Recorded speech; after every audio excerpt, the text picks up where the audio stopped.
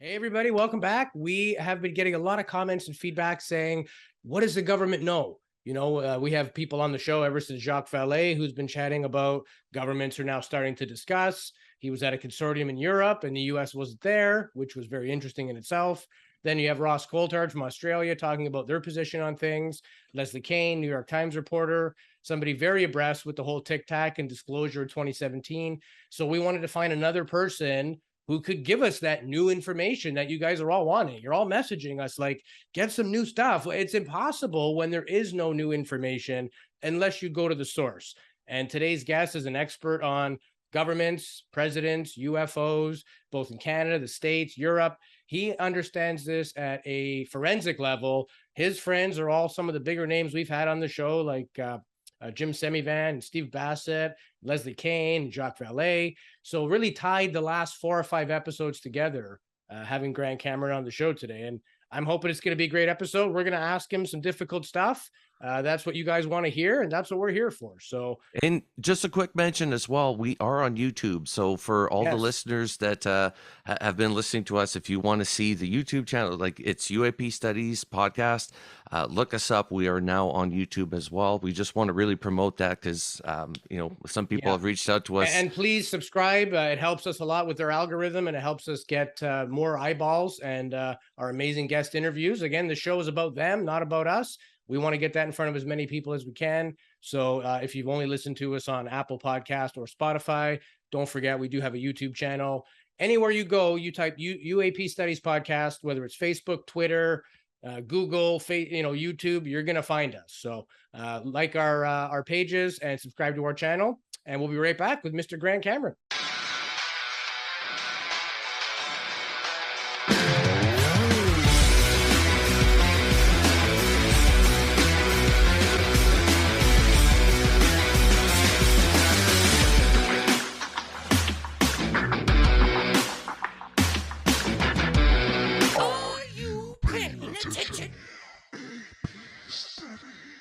Welcome back to another episode of UAP Studies Podcast. I am Louis Borges. Joining me as always, my good friend and illustrious co-host, Jason Gilmet. How are you? I love that you say illustrious co-host all the time. It makes me feel good about myself. So thank you. Yeah. And I always ask you how you are. Somebody commented the other day and said, hey, don't do that. We don't want to know how you are. Well, I don't give a shit. How you doing? You're a friend. This is who we are. This is our show. And you're in our living room right now. Yeah. So be a good fly on the wall for all of us, would you? Yeah. But excited well today. It's fitting within our chain of recent episodes in discussing governments and what they actually know. And are we getting anywhere? And, we had Jacques Vallee for our 100th episode. He recently discussed sort of a consortium happening in Europe with the UK and France and a bunch of countries that are participating. Oddly enough, the US wasn't there. We found that very interesting as well. And then we had Ross Coulthard on a couple of weeks ago, and he was chatting about the Australian connection and what that's all about. And we are Canadian, and there's not very many frontline Canadian reputable people who know much about this.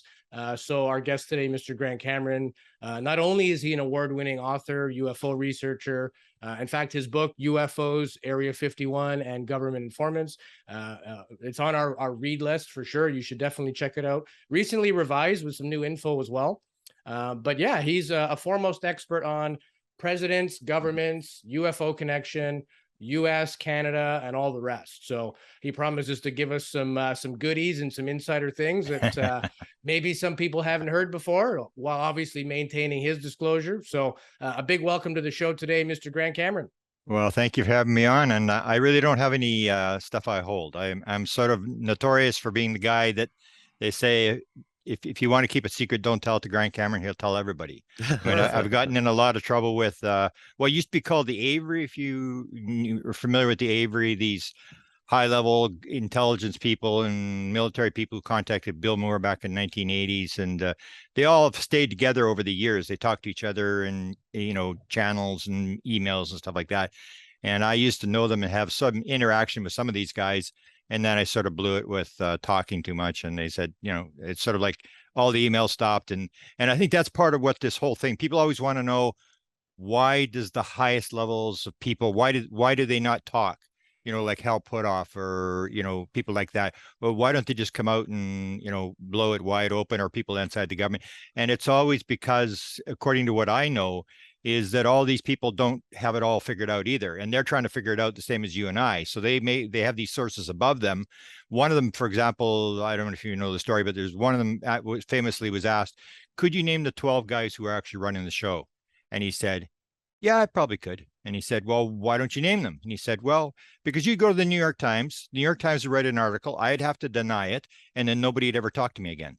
And that's the whole deal. It's the people above them. They're trying to figure out what's going on. They're trying to talk to people above them, and they're making these allegiance to different people. And so I'm sort of the guy who I by the biblical expression, too much is given, much is expected. And why would you keep your light under a bushel? To me, it's basically, if I know it's, again, the Bible says, what profiteth the man if he gains the whole world and loses his own soul? And so to me, that thing is like, why would I hold on to this? I tell people, like, I've got 2 cases I'd mentioned in the last couple of days that were, I'm trying to force these people to openly disclose it themselves. I said, well, why would you disclose this? And, they said, well, the person who had it died, and then the other person got it and doesn't want to disclose it because he might die. And I said, well, if you hold a video of this importance, and you're the only person that knows who's got it, you're gone. I mean, they're going to take you out.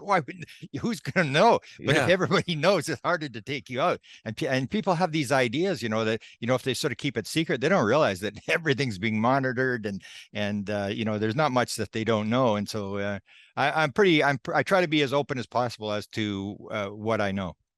And that's what Bob Lazar even said. I mean, originally when he came out with George Knapp, he was a cloaked silhouette with a modified voice. Yeah. And then when it started to get weird, he basically said, yeah, I had to make myself known in case something happens to me. Because right now, as a dark figure, I disappear. Nobody even knows. So yeah, that's one thing that I always, when I wrote up the, I think it's in the Area 51 book, I've got a much different opinion than most people on Bob Lazar. But Bob Lazar, most people don't realize he was never fired. He was never fired from Area 51. They took him up to Indian Springs, and he tells a story about how they put the gun to his head and said, when we told you this was secret, that didn't mean to bring your friends out to watch the test, and all this sort of stuff. And they threatened and scared the living daylights out of him. But all they did was suspend his security clearance because they said his wife was having an affair with the pilot guy that she was training with, and we'll suspend your security clearance. And they actually called him back to the base. He didn't go because of this whole deal that he had been drinking this very stuff that they'd given him to drink. And he couldn't remember what happened after he drank that stuff, and he was scared to go back on the base. So that was the whole deal. He never got fired. So if he was actually, what people are claiming, well, they would have killed him, they would have fired him, they would have, done whatever. But he did go public when he realized that, if he stood by himself, I mean, that's the worst position you can be in, is nobody knows, I mean, where you are or what's going on. And it's very easy if they're going to want to keep the secret. And I was told, like Jimmy Semivan told my friend Chris Bledsoe, he said to him, because he goes to his birthday party every year, and they're very close friends because they're both experiencers. And he said to Chris and his family, he said, if we wanted you dead, you would have been dead 10 years ago. We don't do that kind of stuff anymore. And that's been my experience. Like, people say, oh, the CIA. And I said, well, take a look at me. I'm a Canadian. I mean, I don't even have a constitutional position where I'm being protected. Like in the United States, you can't, like if you're CIA, you can't engage with the American people and all this kind of stuff. And people have all these amendment rights, the First, Second, Fourth Amendment, and everybody knows their rights and all this kind of stuff. And in Canada, I mean, they could take me out anytime they want, and it would be totally legal. Yeah, I'm a foreign national, and I'm a foreign spy and stuff, and so they could take me out. And I said, I've gone after the President of the United States, the highest level guy there is, and I went after all the intelligence people like Kit Green and Ron Pandolfi and all these guys, and I talked openly about them and I exposed them. And Ron was very upset a couple of times when I got the video about him talking about the portal. I mean, they've been very upset. But again, I mean, if they haven't taken me out as a foreign national, if you're an American, I mean, it's a little bit harder for them to take you out because you've got all these constitutional rights. And the government always has to wonder, is it worth taking this person out? If this gets revealed, the whole government will fall. And then they say, well, no, it's not really worth that thing. So they always weigh the what it's worth versus the potential costs. Right. And there's kind of like, the whistleblowers that we're expecting to come out. Do you know of any that, do we have a list of people coming out, or is it a very short list of whistleblowers you think are going to come out? Well, that's my thing that I differ a little bit on the people on disclosure. I'm actually going to write an article, like a sort of an article about sort of against disclosure, because we dealt with in that Area 51 government informant book. We dealt with Dr. Eric Walker, and he was a guy who knew exactly what was going on. He had 14 honorary doctorate degrees. He was the chairman of the board of the Institute for Defense Analysis. And that's where Bob McGuire comes from. If you ever talk to Bob McGuire, I mean, everything was top secret and higher in this organization. This is the top military think tank for the United States. And Walker used to challenge us all the time. He said, "So what do you want to know for?" It's just curiosity. Admit it. All it is curiosity. That's the only reason you want to know. And that, when you look at it, that's actually true. Most people, it's just like a new story. Let's get a new story. Let's get the truth and stuff like that. And he said, why should we change the rules to satisfy your curiosity? This is back in 1991, 1990. And so from then on, I always realized they have rules. They're actually, the government is sort of controlling this thing. There are rules as to how this situation is being held. Now it's being held sort of outside the government and this sort of thing. But what I think is going to happen, like people will say, well, okay, we want disclosure, and say, well, what do you mean by disclosure? Well, the government says, okay, so the government has already come out and said, yeah, UFOs exist. And where do we go from here? And people are waiting for them to say, you know, what the craft's made out of, how its propulsion is done. And I said, what do you know now after the congressional hearings that you did not know before this congressional hearing thing?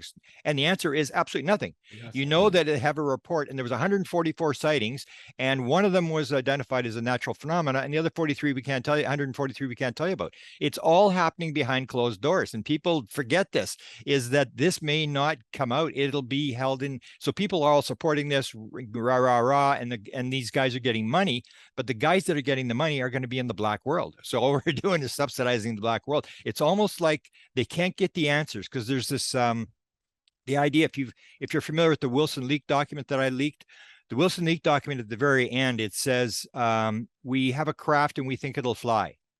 And so when I saw that, I said, oh, I know exactly what that means. They've got a craft that's completely intact, and they can't make it go. They can't make it take off, because it has to have a consciousness interface.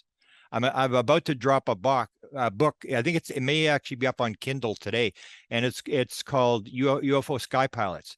And I ran into one woman in 2013 who claimed she'd flown the craft. And I thought she was absolutely insane. Like, why would they let a 75-year-old lady fly the craft? This is insane. I was ready to throw her out of the house. I couldn't believe she was talking about it. And then all these people started coming to me, one after another, after another, after another.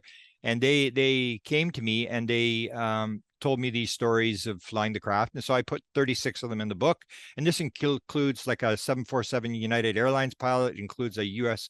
Air Force retired colonel. And everybody's saying the same thing. And it has to do with this consciousness interface. It's consciousness is how this thing is propelled. That's how they move it around. And the craft is alive, and you become one with the craft, and all these kind of things. And so when I went down this road, I realized that the government didn't have that connection. So what's happening, if you listen to Eric Davis, who I say is the main witness, if you talk about whistleblowers, all you need is Eric Davis to go up there and testify. This guy knows, he spent his whole life trying to figure out what was going on in the black world, and he will tell what he knows, and it's pretty significant, or Hal Puthoff. And so what I say is going to happen is that the black world can't figure out a lot of this stuff, and it's all stovepiped. So they have this classification problem of you don't see my part, I don't see your part, and nobody talks to each other and stuff.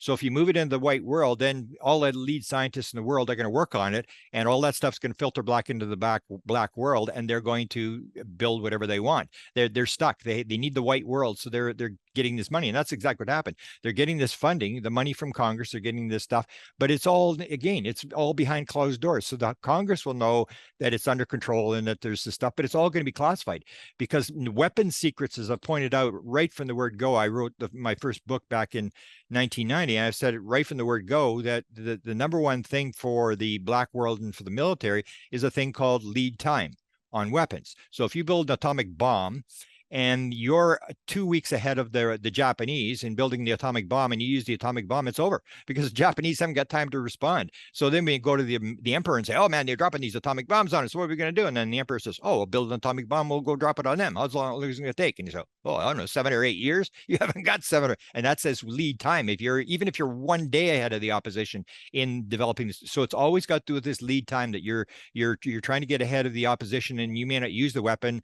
And the excuse they'll always use for keeping this classified is that we don't want to give it to the Russians, don't want to give it to the Chinese, and when the time is right, we'll give it to the public. And the one they always point out is GPS. GPS used to be classified U.S. military, and then we handed it off, and you guys got to benefit from it. But we get to use it first. So we get to develop bombs and whatever we're going to do with it, and then we'll spin off the stuff into technology. And a lot of the guys, you're asking about whistleblowers, a lot of the guys are guys like Gary Nolan has got whatever, 50 patents, 40 patents, whatever. Timothy Taylor's got 40 patents. Eric Davis, I don't know if he's got any patents. Hal Puthoff probably's got a couple of patents. And so if you're in the background and you're in this invisible college, are you going to give this thing up, or are you going to sit there and wait for the information so you can file a patent and be a multimillionaire and live on the top of the hill? And so there's all these different reasons why these guys would be sitting in the background and not disclosing. I don't think the one of ridicule is any more, because that was when I started in the 75. That was a big thing, was the ridicule. But since the New York Times article, which I was totally surprised, I never believed it would happen. I used to say disclosure. I used to tell Steve Bassett, disclosure to 2042 if you're lucky. I mean, they're never going to let it. No way. But what they've done, and I've done 2 books. I did at least 2 books. I did the one, UFOs, Area 51, and Government Informants, and also Managing Magic. And both those books talk about how the government has been leaking material. And you'll hear Chris Mellon say, this is absolute nonsense. There's nobody leaking this breadcrumb thing. This is totally insane. This is bottom up. It's coming up from the bottom and forcing the government. And in some ways, some of the people are coming up from the bottom, like Elizondo and Mellon, and they're forcing the government to do stuff.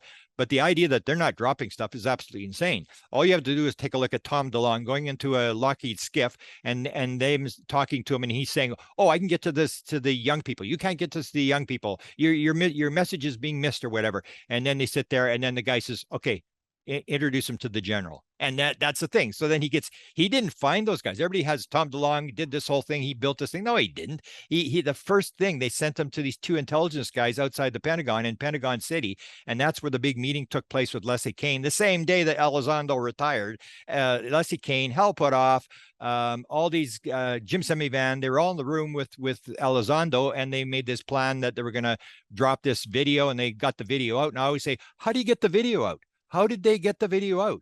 You can't just, it's like the whole Trump thing. You can't, because you've got it in your possession, it may be 9/10 of the law, but the government owns it. You can't walk away. If you resign like Elizondo and say, I'm disgusted with how UFOs are being held and I'm just resigning, they don't give you videos for a goodbye present. Those it doesn't matter whether they're classified, unclassified, they still belong to the government. And how did they get them out? And now they're actually admitting that somebody helped them sneak them out, and they gave them to the New York Times. So that disclosure took place. And now people ask me, well, when do you think the ultimate disclosure will take place? I said, I wouldn't be surprised if it happens this afternoon, because I was so wrong on this thing. I never believed they would do this. But they're gradually disclosing this thing, but they're keeping control of the story. You don't want to spill the milk. So you go back and you see Disney was approached to do UFO documentaries. My friend Bob Amelager was approached and he didn't even believe it. The guy said, I want you to do a UFO documentary. This is the head of security at Norton Air Force Base, where all the film is kept for the military. And he said, I want you to do these 8 documentaries. And then under it, I want you to do this documentary on UFOs. And I want you to hide it under the other 8 documentaries. And Alan Sadler and Emmenegger said, what do you mean? And then Bob Emmenegger says, what do you mean this is real? He said, I used to tell my wife, quit reading that stuff in the National Enquirer about the alien had my baby. This is absolute nonsense. And then he said to Charlotte, he says, you mean this is actually true? There actually are. And he said, and then Charlotte says, what would you say if I told you that there'd been a landing at Holloman Air Force Base? It was filmed from 3 different angles at 6 o'clock in the morning. And we'll give you this film for the end of the documentary. And Emmeniger was just blown away. And they gave him the story about channeling the alien at the Pentagon. We never knew that story, 1959. And they gave them 8 seconds of the film. In the end, the story was, oh, they took the film back. We had to give back this film of this landing that they filmed where these aliens come out and meet these generals and all this sort of stuff. And it's all caught on film. And we had to give the film back. And then I said to Bob at the end, I said, Bob, you got 8 seconds of that film is in the film. Is that right? And he said, well, yeah. I said, I thought you said they took the film back. I mean, you couldn't use it. And it's like the old thing, it's disclosure. And this is gradual disclosure. So he said, well, yeah, there is 8 seconds, but it didn't show anything. And you could see this thing coming over the mountain, coming in daylight to land. And it didn't show the aliens up close, and it didn't show the craft, and that would be the classified part. So they give them this little 8 seconds, and they put it in there. And they've been doing this. In '83, Emmeniger was approached again, and he said, the government liked what you did in the 1970s. They'd like you to do another documentary, and they'd like to have Jacques Vallee and J. Allen Hynek involved. And Hynek and Vallee canned the thing. They said, we're not getting involved. We know what happened to the Holman Air Force Base film. We're not getting involved in this thing. They're just going to grab everything and pull it at the end, and we're going to look like fools. And so then Emmeniger immediately said, is this Reagan doing this? Because he had known Haldeman from during the Nixon administration, and he knew the head of communications for Nixon. So he had these inside people, and the head of communications for Nixon was watching this documentary every day. He was phoning up, how's the documentary coming, and all this sort of stuff. And he got a letter from Nixon at the very end, which he still hasn't released.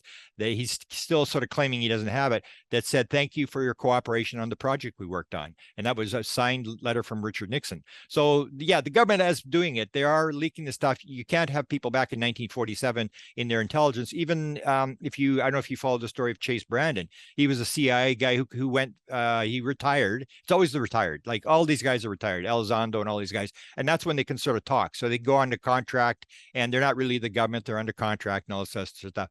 And so Chase Brandon wrote this book about how the CIA handled the Roswell crash. And then he said it was reviewed 8 times by the CIA, and they made change this, change that, also start change the names, change the place, and all this sort of stuff. And then he got it released, and he said, if you want a good read the book. If you want to learn something, read between the lines. And he was the head of CIA for Hollywood. So they do this on everything in Hollywood. So if you're Chase Brandon, your job is to go to Hollywood and say, hey, Jason, I heard you're doing a documentary or a film. It involves the CIA is involved in. You got them in the film. Yeah. You ever been to the CIA? No. You like to go to the CIA? Hey, we'll take you. We'll show you around. We'll show you. And what they're trying to do is not stop you from doing it. They're trying to direct you in a certain direction. They want to spin it in a certain direction. So they make friends with everybody in Hollywood. And it happens all the time. They need a couple of jets to say, yeah, okay, we'll give you a couple of jets for your film, but could you do this? And they get to review the script. And so the government is, I don't care what anybody says, the government is gradually releasing this stuff. They're dropping this stuff.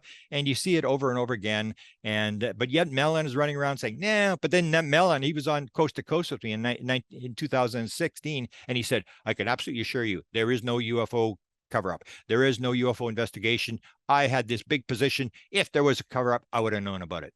I was at Area 51. He tells the whole story. He says, I would have known. And then now a year later, suddenly he's on stage with Tom DeLonge and like, oh, we're going to release this, and the government's covering up and stuff.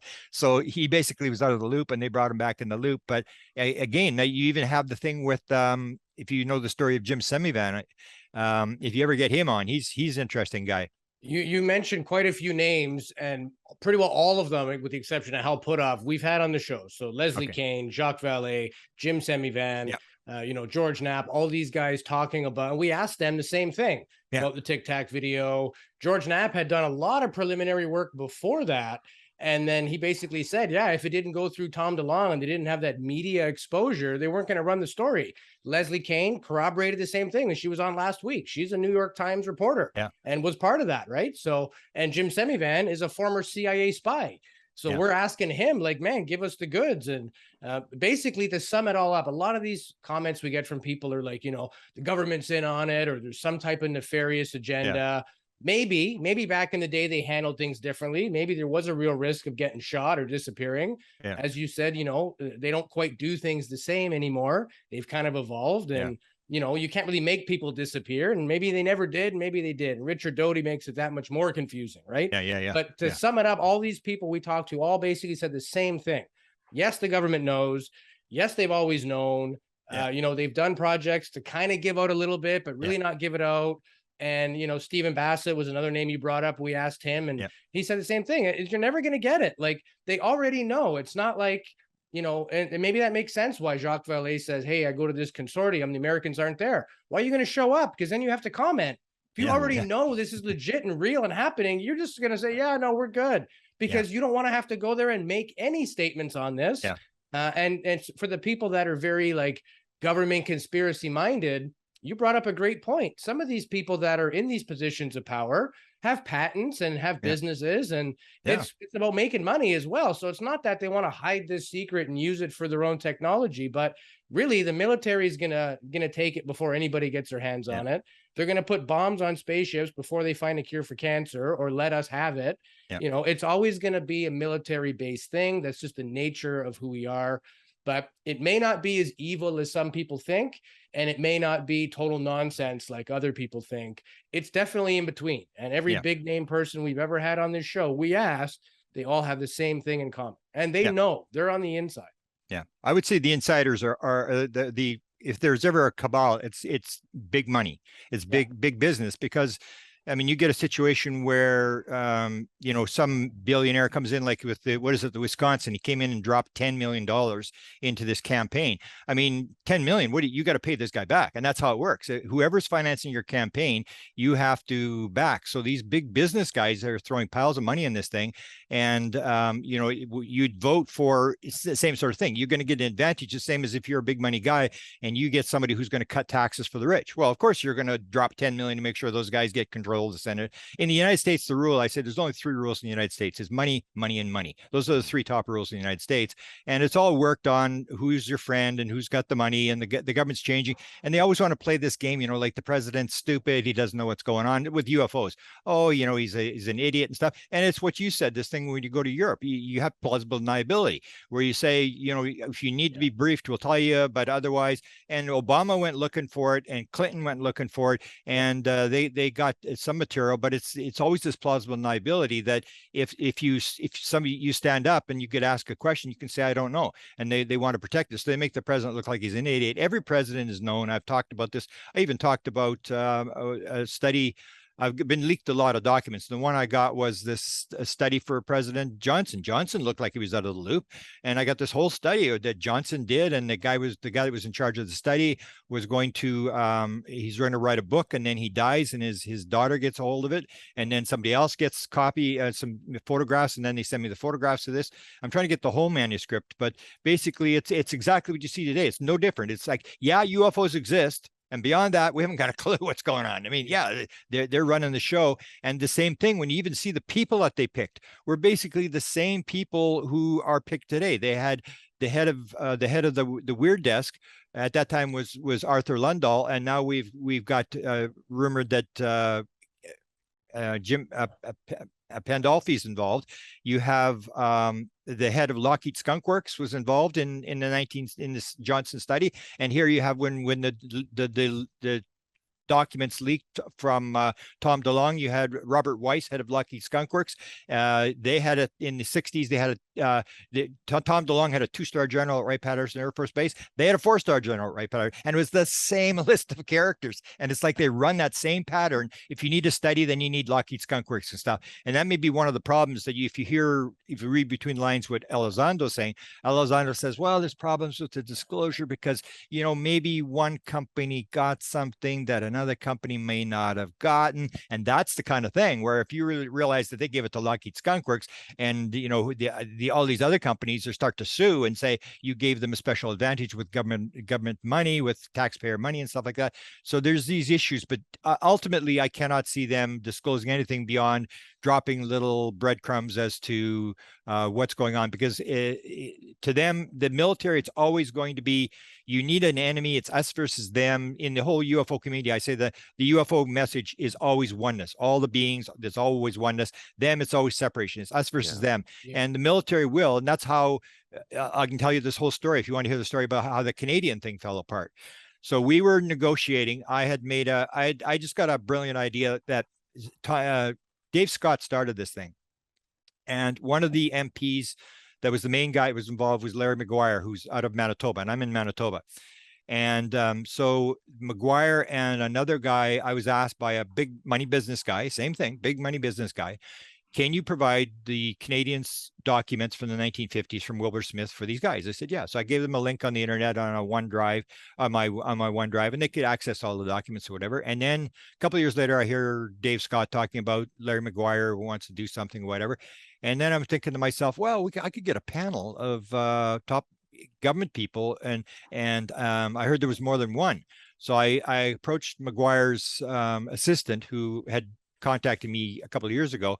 And I said, well, if I put a panel together and I put Luis Elizondo, Chris Mellon, Avi Loeb from Harvard, and who was the fourth one? Oh, Nolan. If I put them on a panel and you get the MPs, the couple of MPs, and we just have a panel and we have it on the internet and we broadcast live, and these MPs, because they don't know what's going on, and McGuire was briefing these people. I didn't realize this. McGuire was briefing these MPs behind the scenes. There's a bunch of people who are interested, but they don't want to come forward. So McGuire's giving them these documents and bringing them up to speed, whose bubbles are, what's Area 51, all this kind of stuff, and just feeding them the stuff. So the aide came back and said, yeah, we can do that. And I said, oh, okay. So I indirectly contact Luis Elizondo, and it comes back, and Elizondo says, sure, I'll do that. Sounds good. Because he'd already talked to McGuire. They'd already had a conversation with him. And I said, it's exactly the same as the first time when McGuire talked to him. You just a general conversation. I want to know about this. I want to know about that. There's no, you just, the MPs ask whatever they want. And that's when I learned there was 10 MPs. And there was from the three different parties, from the NDP, from the Liberals and the Conservatives, and the Quebec party. We would have had to have a translator. I did get a translator, but it was too much trouble because they said it had to be broadcast in French as well, otherwise they wouldn't participate. But so we had these 10 MPs, and so we're going to have 10 MPs, would have Luis Elizondo, Nolan, Avi Loeb, and Mellon on a panel, and they would just ask these questions. So I went through the first one, and they didn't like I used I'm not going to forget his name. Oh shoot. I had a moderator, so I was going to make it like a moderator. It wasn't going to be me. I was going to sort of stay out of it, and Kurt Jamungal was going to be the moderator. And for some reason, they don't like Kurt Jamungal. They said, oh no, I heard it indirectly. Oh, they didn't like him being on. We had a Zoom meeting, and they were all for it, and they seemed all good. And then after the meeting, it was like, what's Kurt Jamungal? We want him, and they had all the stuff. We don't like this guy, and you got to pull him and stuff. So then when the second meeting came along, I talked to my assistant Nicole Sakic, who was doing a lot of the interaction with me, and I said, well, are they coming on? Kurt Jamungal has the link. Are they coming on? And then I heard, yeah, he's coming on. And I figure, oh, they're not that concerned. Then they came on, and they were all eager about this. And Luis Elizondo says, oh, I'm ready for another meeting. And I said, no, we don't need another meeting. Let's just say when we're going to do this. And the date was going to be August the 28th, I think, at 2:00 in the afternoon, because that's when MPs are available. It was going to only be 2 hours. And we're going to have two different panels, one for the first, two of them in the first hour, two of them in the second hour, so that the MPs wouldn't get bored and walk away or whatever.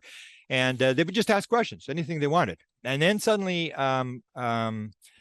Cahill, who is sort of Luis Elizondo's spokesman, said, oh, you're going to turn this into, they pulled out. They said, oh, we don't like Jamungal. You put him in there, and we said we didn't want him, whatever. And then the other concern they had was, oh, you're going to turn this into a spectacle. And I said, well, yeah, I'm going to turn it into a spectacle. What else would I do? And they said, we're not going to answer questions that people can answer on Google. And I'm going like, are you kidding me? So some MP doesn't know he's a dummy on UFOs. And because he asked a stupid question, what are you going to tell him to get lost? Come on, this is like kids. I mean, this is what it's about. It's educating people. You want to educate these guys. But the main thing was, and this is the difference between Canadians and Americans. So Canadians don't really they wanted us to go the military route, exactly what they're doing in the States. And that scared the living shit out of everybody. So they go and say, there's a threat, there's a possible threat, there's footprints in the door is locked, and there's footprints across your living room and stuff. You hear these stories. They keep telling the same story all the time. And that could be a threat. And the thing is, unless it's a threat, you're not going to get any money, because all the committees in Congress are going to go, well, it's not our job to do UFOs. We don't care. Even the Air Force, we're here to fly planes. We're not here to, chase UFOs and figure out what UFO is about. And everybody will just turn it down. And so when it's a threat, then you say, well, everybody could die. I mean, they could take over. They're going after nuclear weapons, and they turned on nuclear weapons and stuff. And then the Congress says, well, how much money do you want? And then they walk away, and all this money goes into the black world, and they get all this information from the white world coming through. And so the key was that they wanted us to do it. And we said, we can't do this. You don't understand how the Canadian government works. Our committees, not like the Americans, like the Americans have the Appropriations Committee that actually investigated UFOs when Lazar came out. I can tell you that story. But we don't have the Appropriations Committee that can just say, okay, we're gonna demand so much money.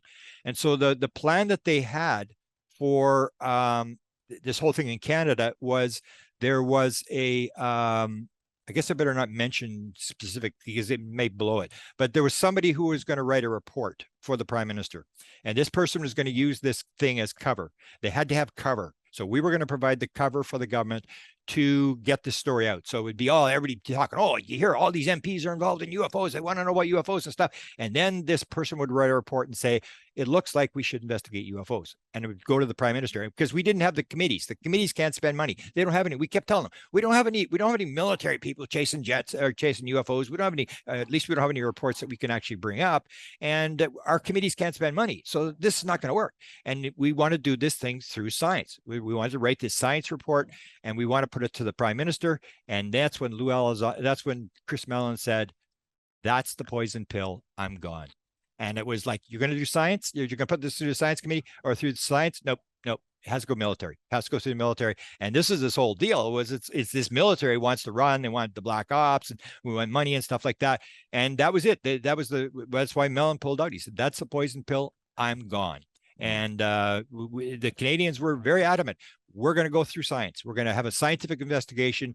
We're not going to play the threat game and stuff like that. And even if we wanted to play the threat game, we don't have the military witnesses like they have in the United States. We don't have a Nimitz case where we can go to the government and say, look at this, they're chasing our boats around and planes and stuff like that. So that was the Canadian story, and it fell apart. And it sounds like now the latest thing I've heard is that there's about they named 4 of these people. There's one guy, the names are escaping. One guy out of Hamilton, an MP out of Hamilton. There's another conservative out of Winnipeg. There's a conservative out of White Rock, BC, I think. And then, so what I've heard is that I kept saying to them at the beginning, I said, well, what you got to do in Canada is you got to bite the bullet and stand in the floor of the House of Commons and ask a question to the military and say, have you investigated this? And nobody wants to ask the question. Nobody wants to stand because that's how it's done in Canada. You force these people to answer questions in the House. They have to answer questions. So they never did. But now I hear that there's about 4 MPs who are getting ready to either engage during a committee, bring up the question during committee, the same as Larry McGuire did on the one committee that he was involved with, but it was natural resources, so it's way far away from the issue. And or they're going to ask in the House. So if they ask in the House, it could change everything. If somebody stands up and asks a question about the Americans are doing this, they've got this investigation going, what is the Canadians doing? The Prime Minister has to answer the question. And that's what I said they had to do right from the beginning, is just bite the bullet and take it as an issue that you're going to promote this issue. Now, maybe the conservative leadership that takes over says, nah, I don't want to talk about UFOs. I don't want you pushing this issue, because you could get 3 or 4 MPs who just hammer away at this issue every single day, but you're going to need the permission of the head, and the head of the Conservative Party changed on September the 10th. And that's what they told us. They said we had to run this panel before September the 10th, because after September the 10th, everything's up in the air. We don't know what's going to happen. We don't know what the new leaders, his positions are going to be, what he wants to do. So we've got to do it before September 10th. And because these guys all pulled out, we never ran the thing, but it was all ready to go. We had people to broadcast. We were going to live broadcast this through about up to 100 channels. Well, 100 channels we could do, but we're going to do as many channels. Anybody that wanted to do it, we would give them access to live broadcast, I think, and then do a pregame show on their channel, or a postgame show or something like that. And that's where he said, "You're turning this into a spectacle." And I said, "You're damn right, I'm turning it into a spectacle. Yeah. What do you expect?" So that was the Canadian disclosure story. And the other one I can tell you that, I don't know if you know this story. Paul Hellyer told a story. I remember it was the old deal. People used to ask me for years, what are the Canadians doing? And I said, well, I really don't know what the Canadians do. And I don't know if they're doing anything. I mean, I've never heard anything about the Canadian government. It was like they make the right decisions. So if you don't want the story out, like what happens in the United States, don't talk about it. So you get all these top government people talking about it. Well, if you want to keep it secret, just don't talk. That's the Canadians. Canadians just never talked about it. And so it came down to this, the issue just disappears and nobody talks about it, and everybody forgets about it, and you don't know what's going on. And then you ask, well, who's doing it? I don't know, because nobody's talking about it. But there was one, Paul Hellyer was asked that question, and he was like, he's sort of like the vice president candidate. He was the, deputy prime minister at one point under Trudeau. So he was asked, well, what are the Canadians are doing? And he could see he was sort of guessing. He was going, well, I guess the head of the Privy Council, and he's thinking. And then the next time we were at a panel, and there was these reporters all asking questions. So next time I was sitting right beside Hellyer, the comes around and it comes the second question. And Paul, before he answered the question, he said, I actually know somebody in Canada that did know what was going on. And he said, I was approached by an Air Force guy who phoned me up, and he said, the head of emergency management in Canada, former head of emergency management, is dying of ALS, Lou Gehrig's disease.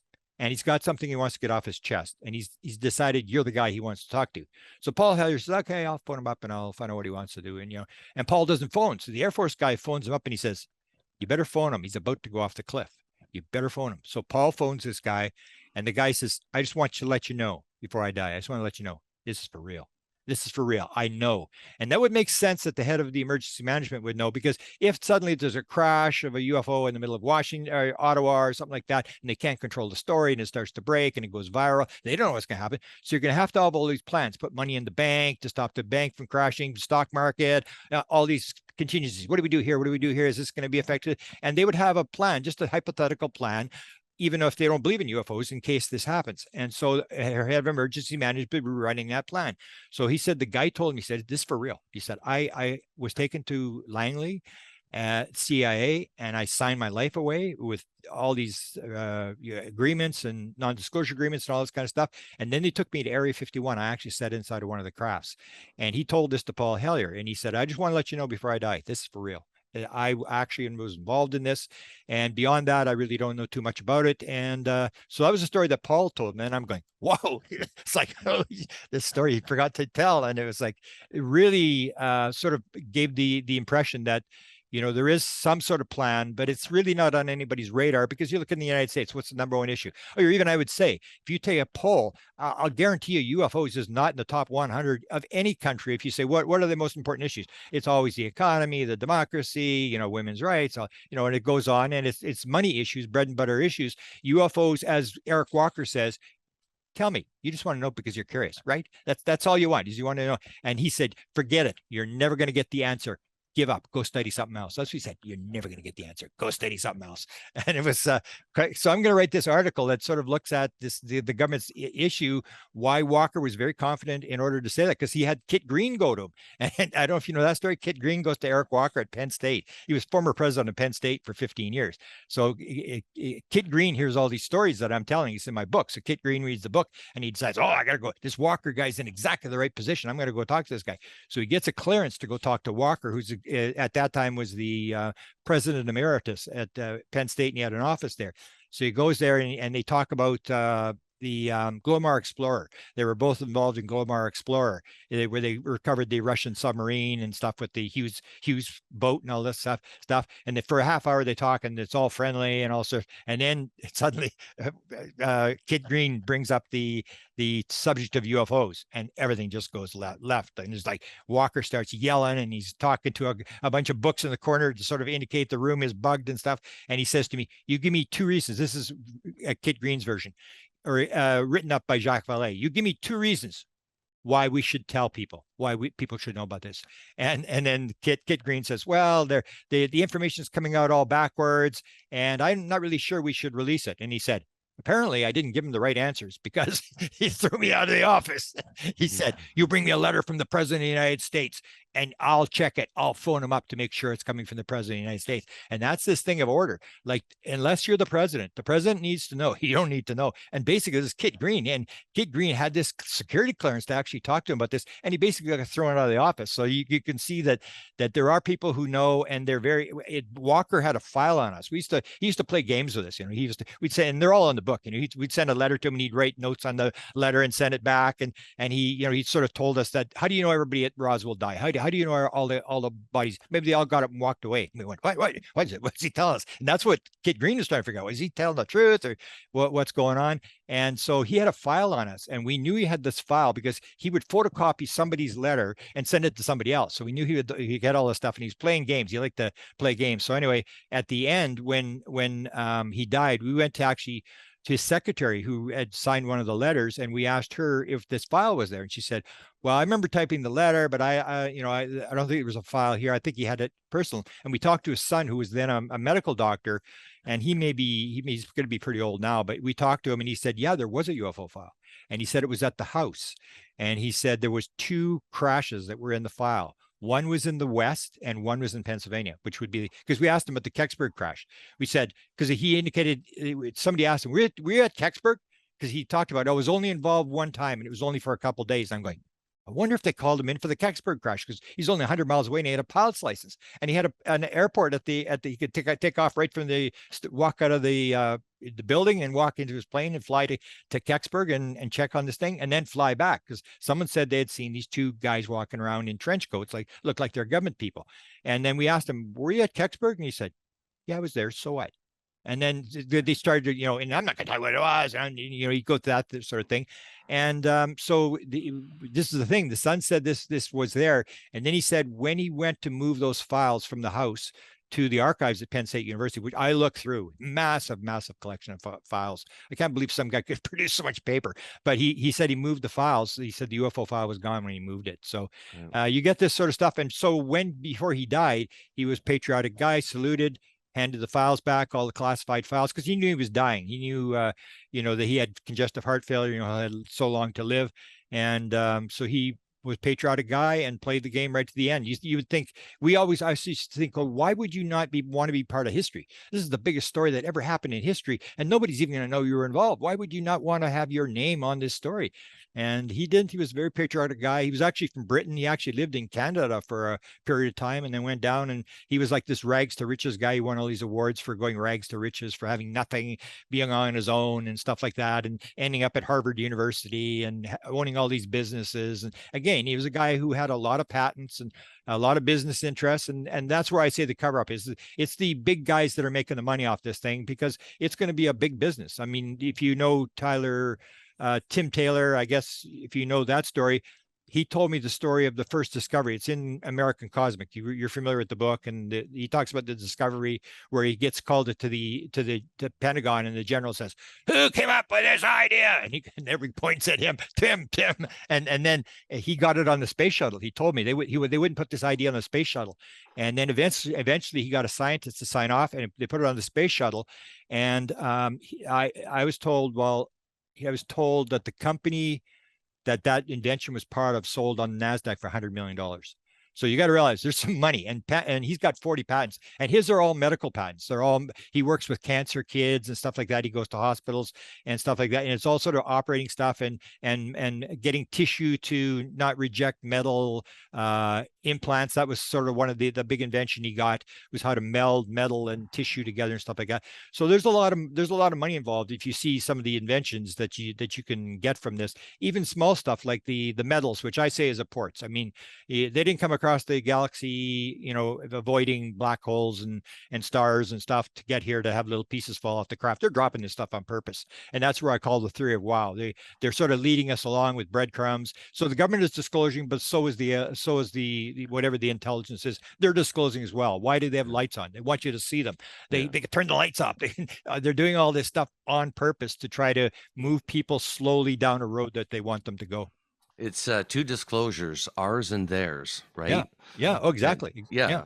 And I find that as of late, it's more like a seeping. It's coming out of the ground here and there, different parts, and that they're trying to get the public to be more accepting of that. One of the biggest problems that we have on this side of the border is our news is not taking this as seriously as they should. Now, there is some coverage, but I always find that it's more on we made fun of this before. It's more on of a lighter note. Do your impression of on a lighter note. On a lighter note, let's look at UFOs. Yeah, like what the fuck? is the lighter note. I don't know. This is the biggest story in human history. Yeah. Yeah, sorry for swearing there, but it's usually not the reporters. It's usually the editors. I remember I knew Billy Cox really well he runs the block, the blog. He's run it for 30 years. He did an article on Reagan in the Reagan days and used my material. And he said my editor simply tolerated it.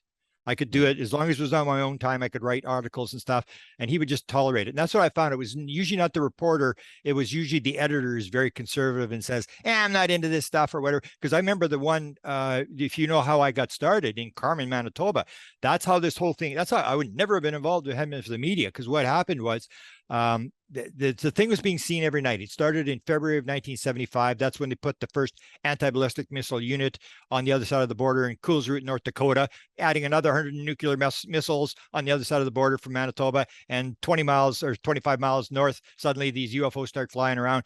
And I could never figure out why they were there. And so February it started, and I said to my friends, we used to drive around the city and do nothing. So I said, hey, let's why don't we go to Carmen and start driving around the city and see what they're looking at?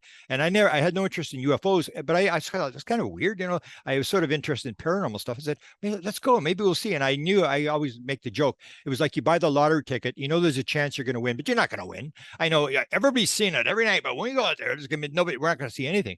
So we didn't go, and we didn't go till May of 1975. So from February till May, we didn't go. We completely forgot about it. Didn't think about it. And it was in the newspaper quite a bit. And then it was the CKY TV.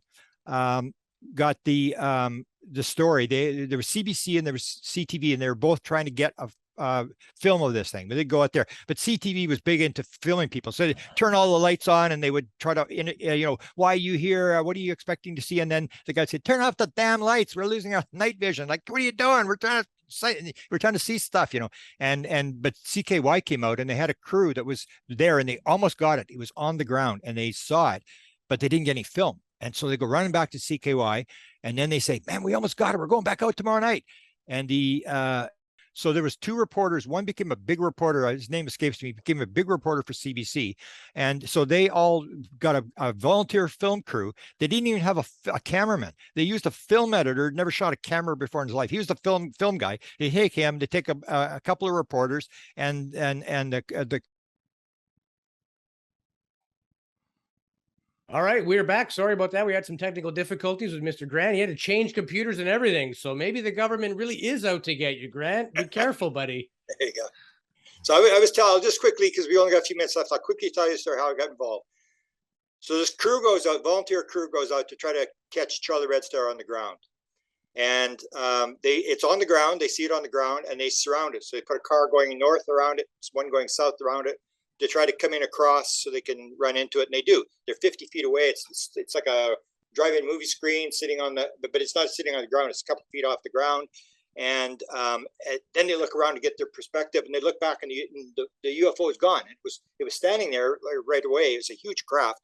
And meanwhile, the guy, he's a TV editor of film, is on the other end, 8.25 miles away, and he's sitting there looking through the viewfinder, and he sees this thing come up, and he sees it go down, he sees it comes up, and he said, they got to get something on film. They didn't get it last night. So the next time this thing goes up, I'm going to shoot the camera. And it's almost like the UFO said, "You ready? Get ready." And he pushes the trigger, and boom, the thing jumps in the air, almost like the Nimitz.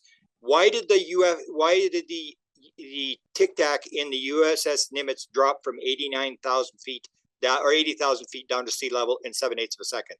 Yeah. They did it to show off. They want to go, "Hey, what's this?" And everybody tell a story. And this is exactly the same thing. It went from ground level to 5,000 feet in the air in 3 frames of film. So 1/8 of a second, it went from right to ground to 5,000 feet in the air. And the thing jumped up in the air, and then it flew off. And every time he had the camera stationary, he picked it up. Every time the camera was moved, he didn't. So he had this movement. It was flying on this wave. As he went to 12 o'clock, he stopped the camera. So anyway, when I interviewed these guys, I went to the guy and doing the film, shot the film. And I suddenly realized it was not when I got it, but a couple of years later, I thought to myself, hey, there wasn't an accident when he shot the film. Just as this thing jumped in the air, they knew I had to go out. I would never have gone out of having that film. It was viral in Winnipeg. They see TV. I had a 8-minute documentary, and they were breaking it down frame by frame and stuff like that. And now they don't have it. When I did the book, I went back and they said, no, we don't know where that film went. I know where it went. The guy that they never paid the crew because it was a volunteer crew. And they got this famous NBC had the film and it was a big film. And the guy said, they never paid for the damn thing. I took it when I left. So he stole this film from CKY. But anyway, I thought to myself, this was the thing. They wanted me out. It was part of the plan that I would never would have gone out. And that's what I said to my friends. I said, hey, man, do you see a film on TV? Come on, let's go. Let's go and see what it is. And I went out there and we were driving around for an hour. And then my friend says, we're looking around and we couldn't figure out whatever he's looking at. And my friend says, okay, we'll go back into Carmen one more time. If we don't see anything, let's go home. I said, fantastic. It's been a total waste of time. We turned the car around to go back in and boom, right in front of the car. Clear as day, right in front of the car. There it is. It's like, nobody asked me, is that it? That's not what they're looking at. There it is. It's like, and so that's how it started for me. And then it went, and I wanted to know, the second night it came right at us and flew on an angle away from us. And then I'm thinking, like, what's it doing? It's not doing anything. And that's why I asked people, I said, when you saw the UFO, what was it doing? I don't know, it was just sitting there. And it's like, it was making a triangle in the air. Well, what's it making a triangle in the air? And it's like, it's prodding people. It's dragging people into it. And so that's how I went. And I wanted to know why that thing was in Carmen. I couldn't figure out, what's it doing? What's this all about? And I said, I may not know, but somebody's got to know. And that's when I went after the Canadian government. That's when I went after the president. I figured the president of the United States has got to know what's going on here. And then I also went after CIA guys, all these top level guys in the Avery and all these guys. And now my position is, yes, they know a little bit about the consciousness is a big factor. They know that for a fact. But other than that, they really haven't got a clue. It's almost like the story I tell to understand what's actually going on. You listen to Leslie Kane's story when I interviewed her. All I wanted to ask Leslie Kane, nothing about UFOs. I just want to say, Leslie, tell me about this. Tell me about the hand. Did that actually happen? She said, yeah, it actually happened. And now she's in a physical medium session, and I've done a lot of writing about that as well, where this hand appears. This watery stuff comes up on the table. She's got this little table she's sitting at, comes up and it turns into this hand, and she feels the hand, and it's completely solid. She says you could feel it. It's warm. It's soft like a child's hands. I can feel the knuckles and the tendons and everything like that. And then it bangs on the table a couple times, and then just disappears. And that's what's going on.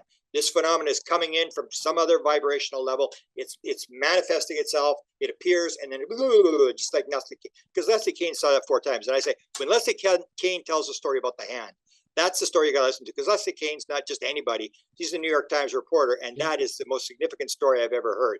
That explains what's going on. We have these various levels, and these things are in other levels. It's like a radio station.